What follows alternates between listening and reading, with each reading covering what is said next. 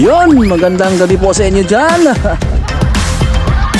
Ano na nangyari ngayon sa mga network? Nag-aaway-away na, gantihan na ang nangyayari. At Alden Richard, panay sorry sa TVJ. Ay. Kan, makichismis na naman tayo kay Celebrity Updates. Kung hindi ba kayo nakasubscribe kay Celebrity Updates, isubscribe nyo na ang channel ni Celebrity Updates. Ayun, bago natin umpisahan lang ating palabas, nais kong isubscribe natin ang ating channel. Paki-hit na rin sa ating notification bell para ma-update kayo sa ating mga ina-upload. Ayun guys, maraming salamat sa ating bagong subscriber, bagong pasok sa ating channel. Mabuhay po kayo. Ayan na. Palala mo tayong matumig-tumig pa. Silipin na natin to. Baka masilip pa to ng iba. Pasok! Congratulate natin ang TVJ sapagkat inilabas na po ng AGB Nielsen ang TV rating last December 13, 2023 kung saan nangunguna po ang TVJ got ayan, palakpakan 4.0%, talaga namang pumapangalawa po yung Fake Bulagta Untitled Noontime Program and pumapangatlo ang It's Showtime. Pero alam nyo po ba na mas pinag-uusapan ngayon ito pong naging controversial tuloy. Alam nyo po parang naging strategiya tuloy nila to para ayan po naman talagang tayo kumita. sa strategiya. Ito pong movie ni Alden at ni Miss Shawi, ni Sharon Cuneta, na ang head writer nito o ang writer ng movie na ito ay walang iba kundi si Miss Doctolero. Sabi diya mukhang mababa pa nga daw ang lalakbayin ng issue ng Eat Bulaga at ng Tape Incorporated at ni Tito Big and Joey. Lumabas na kasi ang latest development sa trademark issue na pinaglalaban pa rin ng Tape. Sabi nga ni Paulo Contis na main host ngayon ng Eat Bulaga or ng Fake Bulagta, mahaba pa raw ang laban. Ayaw move on. Pero hindi lang trademark ang labanan nila, kundi meron din pending na copyright infringement. Inaasahan bago matapos ang taong ito ay ibababa na ang desisyon ng copyright infringement sa isinampa ng TVJ laban sa Tape Incorporated at GMA7. As of press time, hindi pa sumagot ang legal counsel ng Tape na si Attorney Maggie Abraham Garduque kung ang kalalabasan nito ay sakaling ibababa na rin ang desisyon ng korte sa copyright infringement. Ang tagal nyo magawa ng bagong pangalan nyo Eh nako, pinapahaba nyo pa. Sa IPO, ang tanong sino ay may karapatan sa titulong Eat Bulaga. So yun pa rin po hanggang sa ngayon. Pero mas pinag-usapan ngayong araw itong guesting po ni Shawi kasi inaasahan na po talaga ng maraming mga legit lover cards na si Shawi lang po ang magpo-promote ng kanilang movie this coming December 25 na ito po ay pasok sa tinatawag na ito pong sa Metro Manila Film Festival. Silang dalawa po ni Mr. Alden Richards.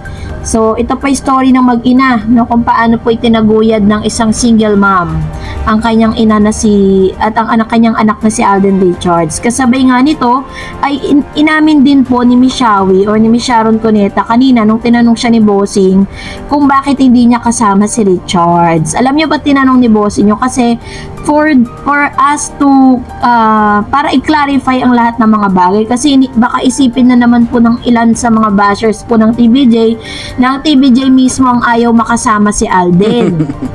Just to make it clear, ng production po or ang GMA po mismo. Let me show you how we do ayaw stuff around here. Actually, my department uses Monday.com, so I'm good. I work ang hindi pumayag na tumungtong itong si Alden Richards dito po sa Eat Bulaga, dito po sa tinatawag na original Eat Bulaga. Sinabi po ni Sharon Cuneta na hindi po siya pinayagan. Sabi diyan, madalas nang tumataas daw ang rating ng E18 ng TVJ, lumalaban naman daw, samantalang hininga ng reaksyon ang pag-guest ni Alden Richards sa It's Showtime. Sabi nila wala daw problema kasi 'di ba kung matatandaan po niyo, nag-trending po 'yun sa It's Showtime nung sila po ay nag-guest doon at nag-promote, pero hindi po pinili ni Alden Richards na mag-promote ng kanyang movie doon po dito sa Tape Incorporated ng Eat Bulaga. Mas better na rin talaga na ganun yung ginawa niya para at least iwas na din sa bashing. Ayan na, ginantihan ng GMA ang TVJ dahil sa hindi pinayagan si Alden na mag-promote siguro dyan or mag-guest sa AET yan, ginantihan na ng GMA. Ay nako, gantihan na nagaganap, ay ka, pasok ulit.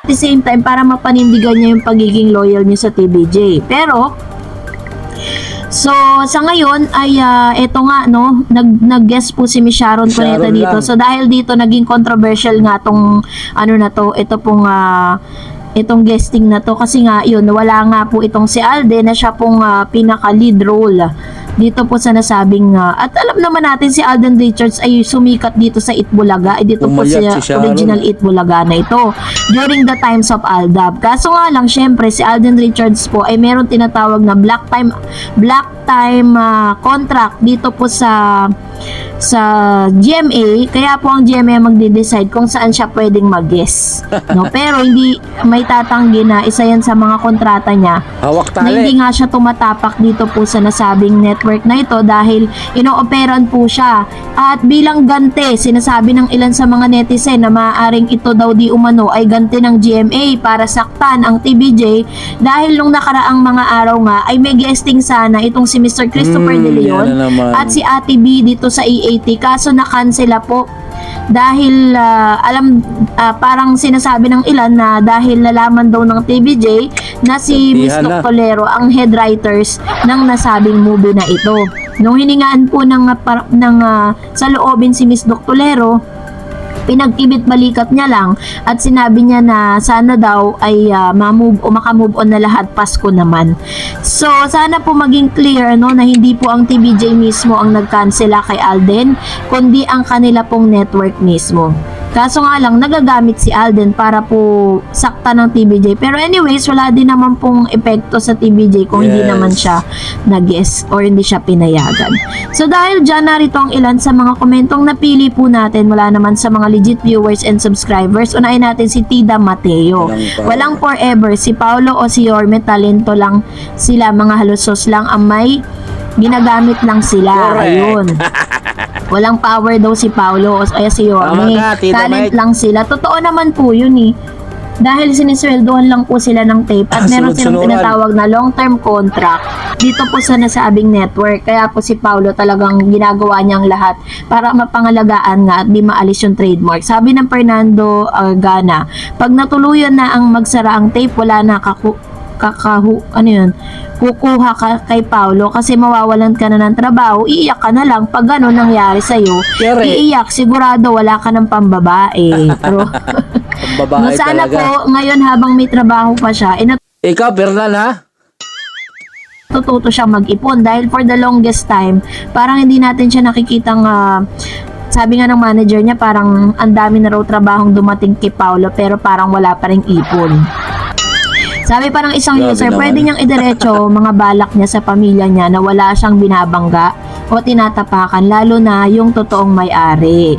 Tama naman, 'di ba? Na huwag ka na makialam dito sa usaping ito kasi wala ka namang kinalaman dito eh. Mamagaling kasi. So, hayaan mo yung dalawang tape Ay, tsaka nako. yung TVJ or ang talagang mag-manage niyan. Sabi ni Rich Rib, does anyone observe Paulo, his eyes and sunken cheekbones and the way his appearance while trying to insult TVJ? I think he's into, or under the influence of something. Drugs. I think Mr. Paulo si Paulo po kasi ngayon, nag-gym siya. Magpapaganda talaga siya ng katawan, kaya medyo humumpak yung mukha niya. Subaybay diba? mo talaga, Kasi parang celebrity, nakilala siya at chubby-chubby siya, diba? Ngayon iba na. Sabi naman po ni Alice Grecia, makinig ka Paulo konti sa manager Lolit mo, mag-grow up ka, hindi yung para kang bata. Sure naman alam mo na ang tama, alam mo ang totoo, pero pinipilit mo pa rin ang mali. Yan ba utos sa'yo ng mga amo? Di mo alam, ikaw kayo na mag-host programang ipinaglalaban yung tama kuno. Binabayaran kayo para gawin yan, pero pagkatao yung sinisira, kawawa naman kayo ni Isko Moreno, Betong Buboy, etc. Nagagamit lang kayo uto-uto dahil sa pera. Yan, so ito naman po ang kanyang komento patungkol sa bagay na ito, ano? Ano kaya masasabi ng ilan patungkol dito? And of course, sabi naman ni Boy Paizal, hindi problema ni Paulo Contis yan, problema ni Halusos yan. Sabi ni Bullet, pwede daw maski palitan ng title nila. Ang importante ay mag-ere ang mga produkto sa ads nila. Nasa kumpanya ng sponsor kung lilipat o magstay yan. Yun naman Pera pala. ang kailangan nila dyan eh. Paano sila kumita sa kanilang noontime show, di ba? Kahit palitan nila yan ang pangalan, basta ang importante, may ads, may sponsor, meron lahat, pasok ang pera, yan. Walang problema sa mga halos host yan. Confident naman pala sila na magpapatuloy ang kanilang show even without that Yes. title. Pero Sa bakit pera. pinipilit pa rin nila? Kasi nga, meron nga pong paliwanag dyan, di ba? Lagi ko pang sinasabi sa inyo na yan po ay may mga kontrata po yung mga existing advertisers nila sa trademark na Itbulaga. So, kapag nawala yung trademark, paano na po yung kontrata? Hindi malulusaw yon. At kayo na lang po ang humusga. And that's it for today. Ay, kailan pa ba ito matatapos? Aabot pa to ng isang next year. Ayaw tantanan ng trademark na Itbulaga ng mga halos host. Ay, Diyos mio, Marimar. Ayun, kung hindi pa kayo nakasubscribe kaya Celebrity Updates, isubscribe na po ang channel ni Celebrity. At kung kayo pala bago sa ating channel, inibitahan ko po kayo i-subscribe ang ating channel. Pahit na rin sa ating notification bell para ma-update kayo sa ating mga ina-upload. Ayun guys, hanggang dito na lang. Uncle TV ang inyong likod. Mabuhay po kayo. God bless.